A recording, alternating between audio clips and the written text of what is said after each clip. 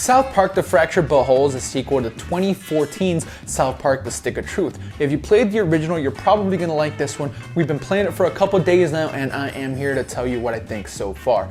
Hello everybody, Gabe from Switch Force here, and like I said, I've been playing The Fractured But Whole on Nintendo Switch for a couple of days now. We are a few hours into the game, and I have some thoughts. First of all, let's talk about the performance, because that's something that I think is very important. Now, the biggest bummer is that the loading screens are kind of annoying. You do get up to like 20-second loading screens sometimes, and if that's something you can handle, then perfectly fine. I'm gonna be honest though, the very long loading screens only happen when you're like first opening up the game. Everything else, they are still long, but very manageable. I do find loading screens in between battles very annoying. Once you go up to an enemy, you like smack them to start a battle, there's like a little loading screen there. I don't like it at all. I wish it wasn't there. I didn't play the game on other platforms, so I can't say if that's a Switch exclusive thing, but I have to imagine that the loading screens are quite longer on Nintendo Switch. Another thing that I am going to talk about is the performance in handheld mode.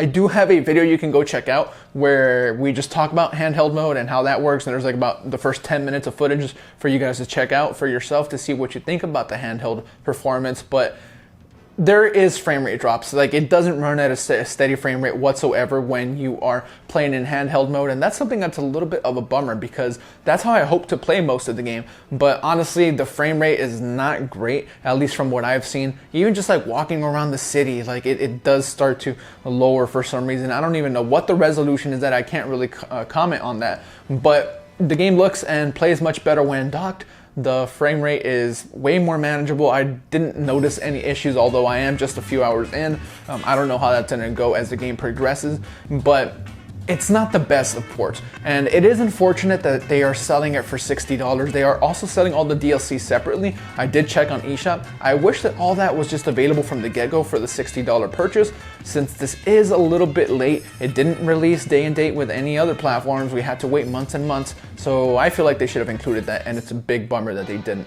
But I don't want you to mistake me saying that there's like performance issues to say that it runs badly, because it really doesn't. It's totally manageable. It's just not that very clean, polished port that we were all hoping for. The story is still quite fun if you're into that kind of humor. Everybody knows the type of humor and crassness and overall insanity that comes with South Park, and that's all on full display here. Of course, this is a mature rated game. We need more of those on Switch, but this one kind of takes things to another level. There are all sorts of obscenities that I won't get into here, but you know, if you're a younger person and you know you need permission from parents, things like that, hey, it's South Park, and this game is totally like playing an episode, even like more mature episode of South Park. So you know, at least there's that.